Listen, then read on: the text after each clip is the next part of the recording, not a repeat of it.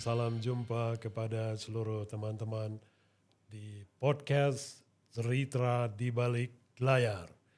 Perkenalkan, nama saya Suranta Brahmana sebagai host. Saya dengan tim bekerja sama untuk menjalankan divisi IPCA, yaitu Indonesia Film Content Academy. Divisi IPCA adalah salah satu divisi di PT PFN untuk memperkuat perusahaan yang fokus pada bisnis pengembangan talent digital untuk industri film dan konten melalui produk learning and certification, research, innovation, consultant, dan lainnya. PT Produksi Film Negara atau sering disingkat dengan PFN sebagai BUMN telah bertransformasi di mana perusahaan menjadi perusahaan pembiayaan dan pendanaan untuk industri film dan konten, dan juga mengakselerasi industri melalui business production house aggregator, content curator, dan distribution channel syndication. Baik, pada episode ini kita akan membahas tentang meningkatkan kinerja bisnis perusahaan dengan UX design. Kinerja bisnis perusahaan sangat tergantung pada customer yang memberikan revenue. Sejalan dengan era digital, kebutuhan dan keinginan pelanggan sangat dinamis. Bagaimana perusahaan mensolusikannya? Kita akan membahas dengan expert yang sudah sangat berpengalaman. Untuk membahas topik ini, kita senang untuk bisa bersama dengan expert di bidang UX design, yaitu Bapak Bengris. Beliau sebagai salah satu UX Master International Certified di Indonesia. Selamat datang Bapak Bengris. Ya, selamat pagi Pak Suranta. Pagi. Ya, jadi untuk mengawali podcast kita pada hari ini, ya saya minta agar Pak Bengris bisa memperkenalkan kepada seluruh teman-teman kita dimanapun mereka berada, di mana mereka itu selalu konsisten untuk memberikan layanan terbaik kepada pelanggan. Silakan Pak Bengris. Baik, makasih Pak Suranta. Baik rekan-rekan, ini pemirsa Cerita di Balik Layar ya, khusus channel dari PFN. Jadi kami dari konsultan UX Pak Suranta dan rekan-rekan ya. Kami memberikan layanan bagaimana meningkatkan experience pengguna terhadap perusahaan maupun produk. Kami dari startup sebenarnya Pak Suranta. Jadi namanya UX Specialty dan kami udah berdiri sejak 2018 sampai sekarang. Dulu kita sebenarnya bagian dari Telkom Group ya. Setelah pensiun kita bikin semacam tim lah supaya kita tetap bisa kontribusi ke industri digital sama kayak seperti yang disampaikan Pak Suranta. Tadi bagaimana kita bisa mendorong perusahaan-perusahaan bisa makin maju gitu ya, meningkatkan pertumbuhan usaha tentunya dengan memberikan experience yang terbaik bagi pengguna. Itu mungkin sebagai perkenalan pertama Pak. Oke, luar biasa. 2018 sekarang di 2024 ya berarti udah 6 tahun ini berlalu ini ya. 6 tahun lah. Oke, di dalam Pak Bengris mengawali expertise di bidang UX design, apa yang dilakukan? Apakah ada semacam training overseas dan lain sebagainya? Atau bagaimana? Bisa cerita sedikit? Baik, ya ini karena cerita di balik layar ya, jadi sangat pas konteksnya saya pikir ya, bagaimana kita bisa berbagi ya pengalaman mendalami ilmu UX ini. Jadi beruntung ya, saya sempat kerja di Telkom dan Telkom mendanai lah kita terlibat di dalam sertifikasi internasional. Sebelum COVID sebenarnya kita harus hadir langsung ya secara offline di forum-forum sertifikasi, dan kebetulan Telkom mendukung ya tim kita waktu itu untuk terlibat di forum. Kita yang ngikutin itu Nielsen Norman Group ya. Kebetulan mereka itu semacam konsultan UX lah dari USA, dan mereka roadshow seluruh dunia itu. Jadi kita kemana dia pergi kita ikut sertifikasi, dan lumayan effortnya ya, belajar lagi lah gitu mungkin ceritanya Pak Suranta. Jadi berapa negara diikuti Ya. Nielsen itu. Wah, menarik ceritanya.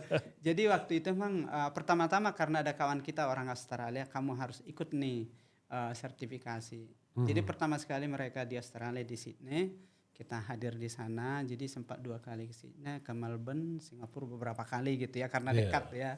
Baru ke Skandinavia sama Barcelona itu sih, dan pulang dari Barcelona sebenarnya kita udah mencapai UX Master waktu itu, dan bahkan beberapa bidang studi dari 5 bidang studi udah kita selesaikan. Jadi ilmunya menarik sih sebenarnya, membuat kita jadi kayak ketagihan gitu ya untuk ilmu UX ini itu sih Pak. Ya, jadi itu dia kawan-kawan semua. Jadi kita tidak artinya salah ini meminta dari expert ya di bidang UX design ini, karena beliau ini juga sudah sangat berpengalaman, bahkan ya ikut berkolaborasi dengan expert UX design di banyak negara. Dan terakhir tadi itu ya dia juga mengambil sertifikasi master di Barcelona, ya Spanyol atau Portugis ya?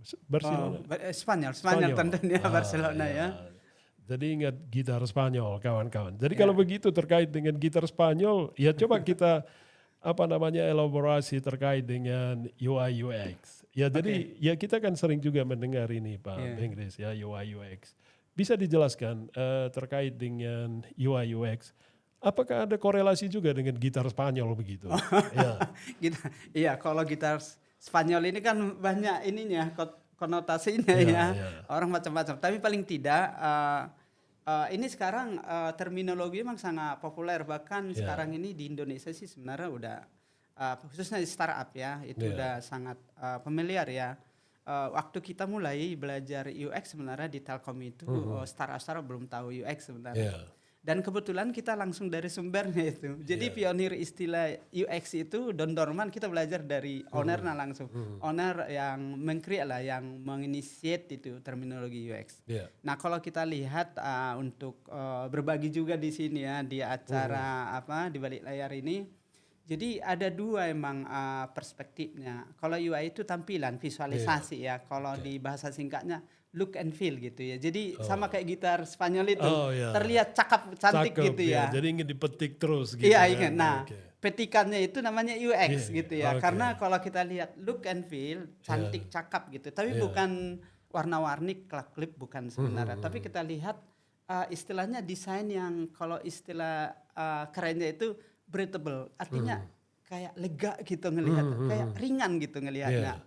Sehingga petikannya artinya interaksi kita terhadap desain itu bisa memberikan pengalaman experience emosional yang nyaman, mudah gitu ya. Bahkan kita dipandu secara intuitif gitu ya, karena teknik desainnya itu memanfaatkan misalnya metodologi persuasif desain. Jadi kita seperti tidak sadar udah mengklik berbagai navigasi di dalamnya sehingga cepat dapat apa yang kita cari. Kira-kira gitu. Jadi UI-nya tampilannya, pemanduannya yang ringan, simple, mudah, selalu memandu kita, dan interaksi kita pun seperti nggak ada effort gitu ya, nggak ada upaya. Karena di teorinya kan dibilang ada salah satu ahli bilang Steve Krug ya, don't make user things. Jadi kalau ada user mikir gitu ya, ini mau diapain, udah salah itu desainnya. Itu mungkin. Pak, wah menarik ini ya. Don't make user things. Don't make user things. Ya, jadi kalau kita kaitkan dengan gitar Spanyol dan kalau kita korelasikan dengan website, kira-kira gimana gitu? Ya dalam konteks pendekatan UI UX tadi itu, karena saya dengar tadi Pak Benggris juga ada berbicara tentang ya bagaimana supaya orang senang memetik gitar ya, dan kalau kita kaitkan ke website ya itu terkait dengan ya navigasi dan lain sebagainya gitu. Mungkin bisa dielaborasi sedikit. Baik. Selalu analoginya Pak Suranta itu tentang gitar ya.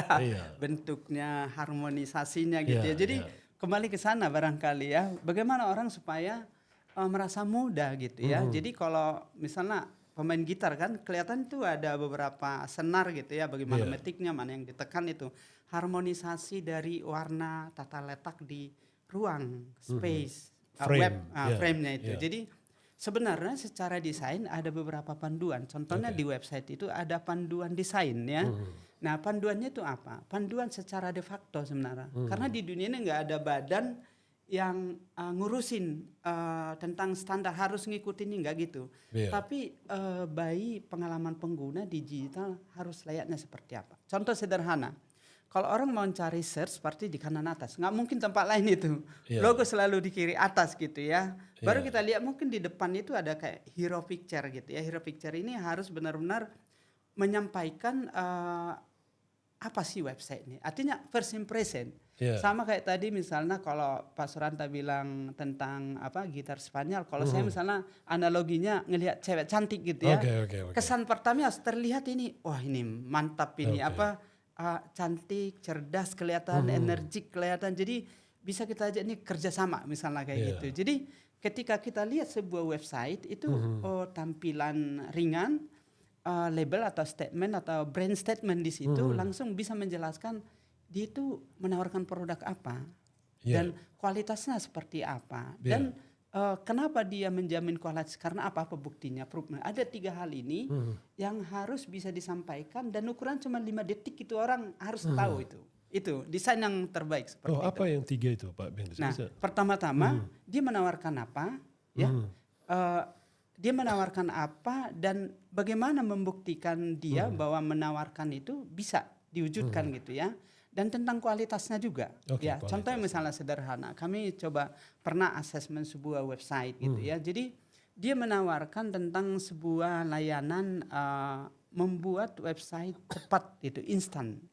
Nah, membuat website instan ini udah kelihatan nih, instan ini apa ukuran instannya? Dia bilang 24 jam mendunia. Jadi dibuktikan lagi dengan statement berikutnya. Baru setelah itu nanti ada semacam social proof, misalnya berapa ribu orang telah menggunakan website ini dan benar-benar terbukti mendunia gitu. Jadi dari 3 statement ini baca singkat langsung tahu, oh ini yang saya cari. Baru nanti di bawahnya ada call to action menyatakan gabung sekarang. Harus ada kata-kata sekarang juga gitu. Jadi kayak kita dihipnotis gitu. Ini yang saya cari dan saya harus gabung sekarang. Apalagi tambahin lagi gabung sekarang ada keuntungan diskon gitu misalnya ya, dan hanya terbatas hari ini. Itu teknik persuasif desain gitu ya. Gitu mungkin. Jadi teknik persuasif itu kan selalu berkorelasi dengan pelanggan ya. Sementara perusahaan itu akan bisa hidup dan bisnisnya akan berkembang karena ada pelanggan. Betul. Jadi terkait dengan itu, saya minta Pak Benggris bisa menjelaskan juga bagaimana artinya UX design ini sehingga menjadi sangat penting bagi seluruh perusahaan di era, terutama di era digital saat sekarang ini begitu. Bisa dijelaskan? Betul. Jadi kalau dulu kan orang mikir produk itu produk misalnya kayak tablet, komputer Pak Suranta, atau barangkali yang sederhana ada kursi, ada meja gitu. Nah, dulu ada ilmu ergonomi. Jadi bagaimana kita nyaman menggunakan kursi. Karena ini diukur kita ini ketinggian dari postur tubuh kita gitu ya. Nah, sekarang orang produk itu banyak di digital gitu ya. Ketika orang menikmati sesuatu atau produk digital, sekarang itu ilmunya bukan ergonomi yang berinteraksi dengan fisik produk, tapi sekarang bagaimana orang berpikir, berinteraksi dengan sebuah informasi atau konten di digital. Makanya ada psikologi ergonomi ya, istilah saya nih, psikologi ergonomi. Artinya menggabungkan ilmu psikologi dan bagaimana orang berpikir ringkas gitu, cepat gitu pengambil keputusan gitu ya. Jadi terkait dengan customer, ketika pengguna sekarang mengalami pengalaman yang berbeda dengan kompetitornya dan memberikan kemudahan dalam artian cepat menemukan apa yang dicari gitu ya.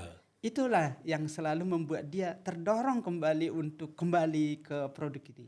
Nah, dalam konteks perusahaan tentunya ini harus memang disadari ya perusahaan, karena kami pun sebagai konsultan masih banyak tantangan sekarang memperkenalkan hal ini. Tapi paling tidak kesadaran kita bahwa sekarang ini kompetisi terkait dengan bagaimana merebut hati pelanggan dengan memberikan kemudahan terhadap experience ya, menikmati konten kita, itu menjadi daya tarik dan membuat tentunya perusahaan kita bisa growth. Itu mungkin Pak. Wah, menarik ini Pak Benggris.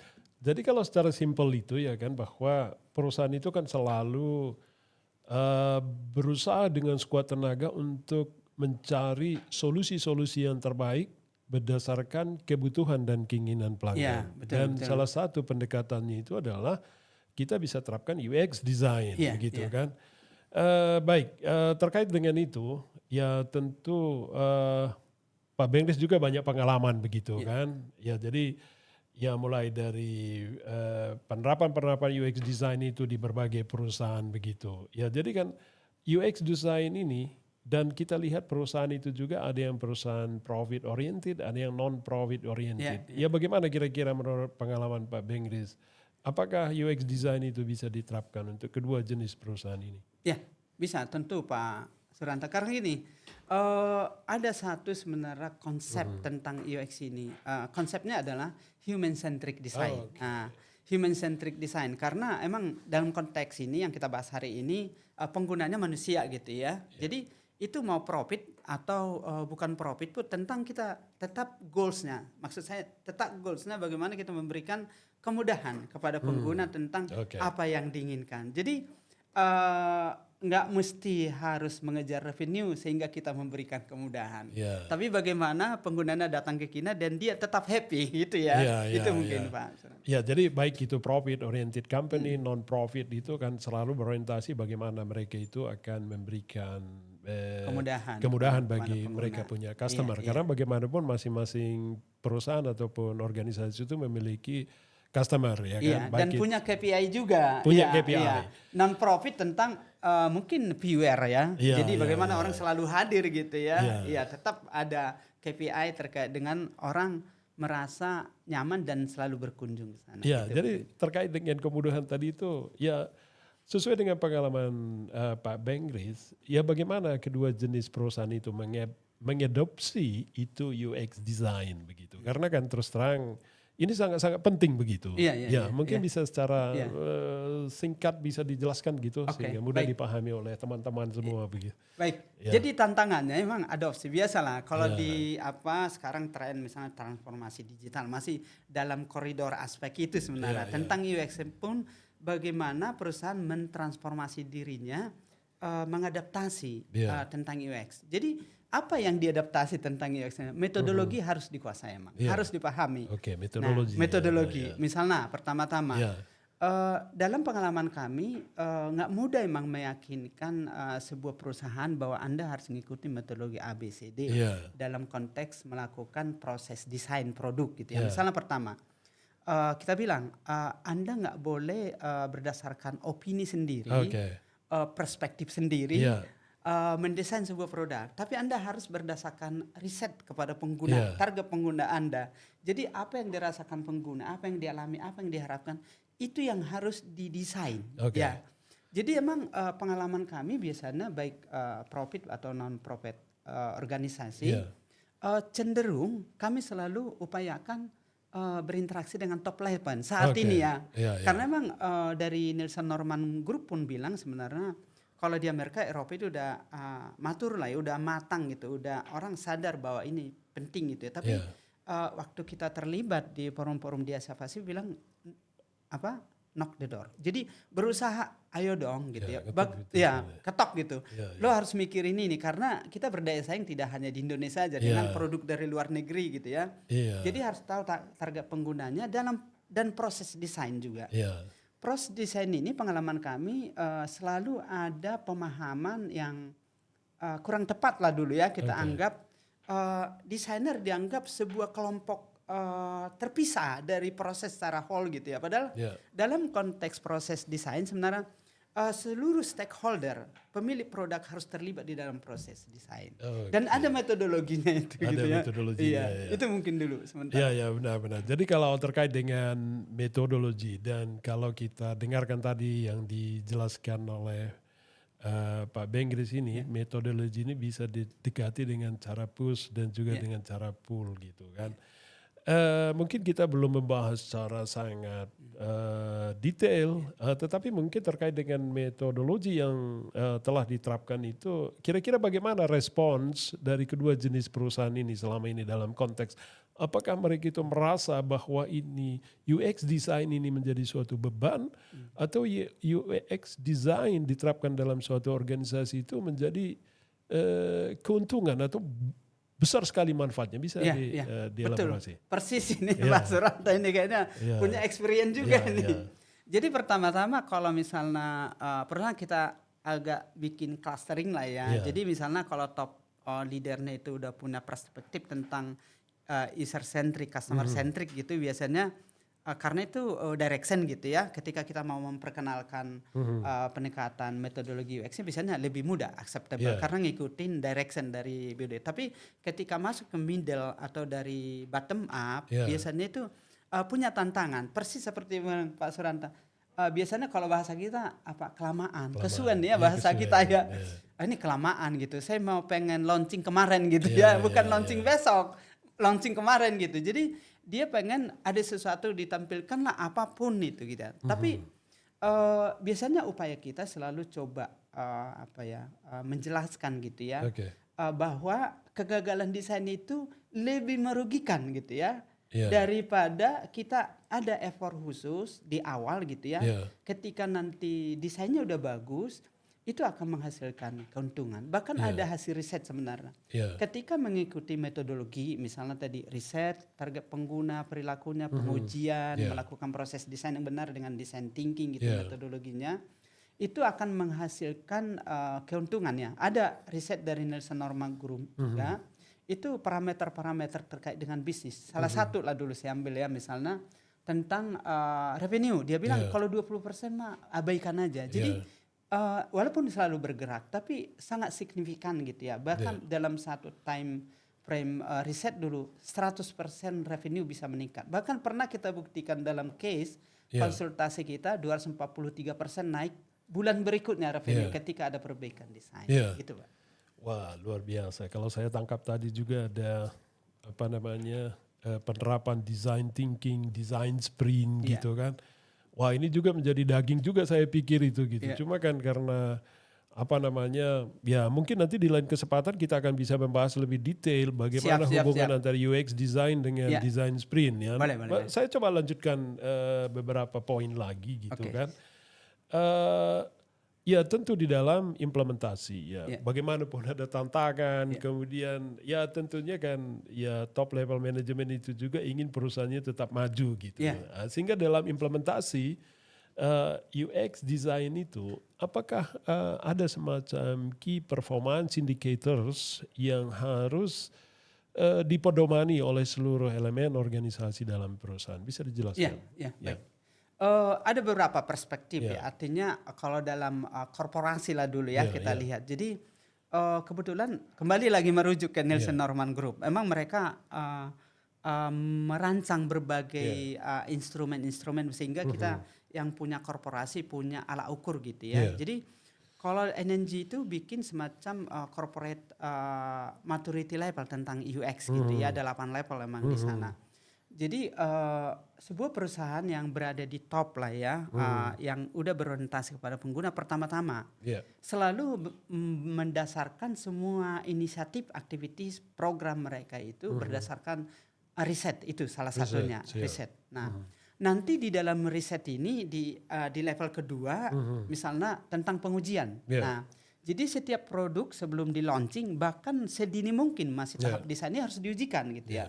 Nah, ketika pengujian itu sebenarnya bisa kita ukur. Salah satu lah dulu ya, ada beberapa hasil riset kualitatif maupun kuantitatif. Kita sorot yang kuantitatif biar kelihatan ukurannya gitu ya. Jadi ketika pengguna merasakan nih melakukan pengujian terhadap sebuah produk end to end gitu ya. Ada satu hasil riset kuantitatif itu tentang simple easy question gitu ya.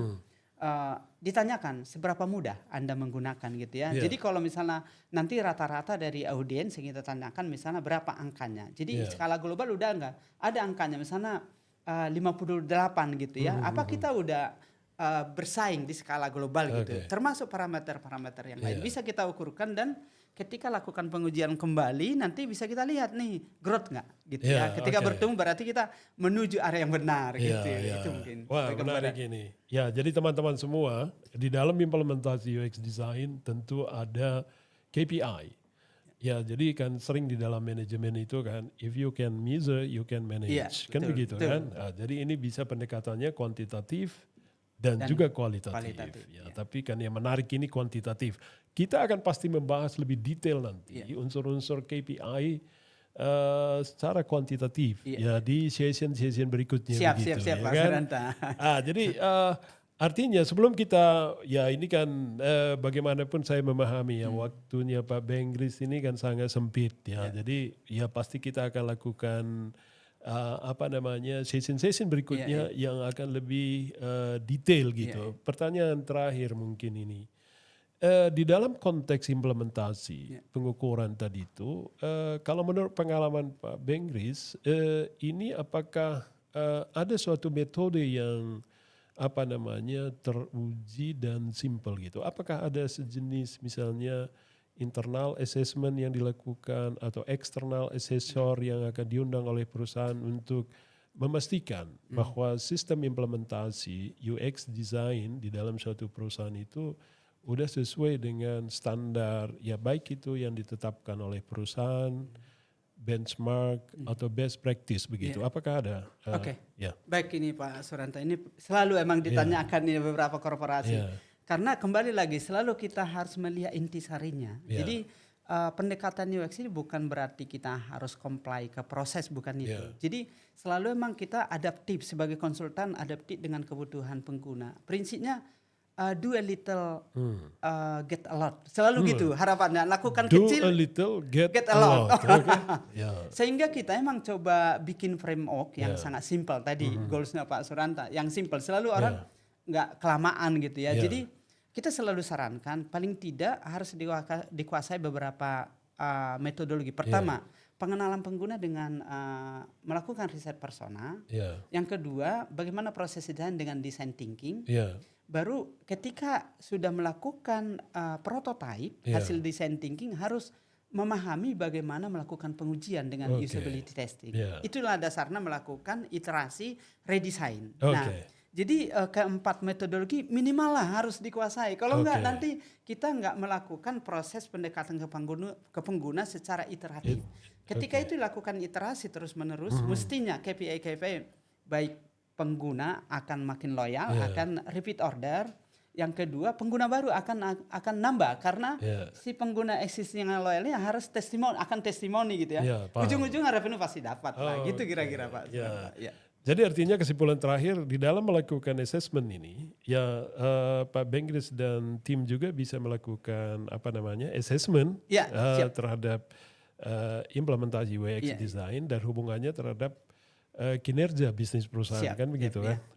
Sebagai konsultan memang kita pendekatannya bisa transfer knowledge metodologi yang tadi. Yang kedua bisa juga pendekatannya bersamaan. Kita transfer knowledge tapi di real case di korporasi. Atau mereka butuh outputnya aja lah gitu biar cepat gitu. Jadi ada 3 pendekatan yang kita lakukan gitu mungkin.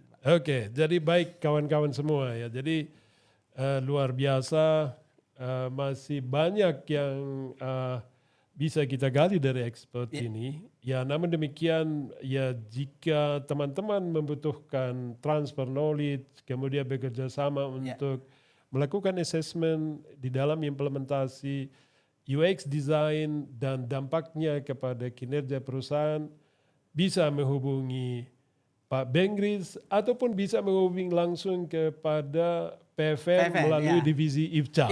Jadi gitu dia. Ya, kolaborasi gitu. Kolaborasi gitu Pak Benggris ya. Jadi sebagai akhir kata saya sampaikan terima kasih banyak kepada Pak Benggris atas waktunya berbagi informasi dengan seluruh teman-teman dimanapun mereka berada. Dan semoga podcast hari ini bisa kita ambil manfaatnya. Amin. Sampai bertemu kembali pada episode podcast Cerita di Balik Layar berikutnya. Terima kasih.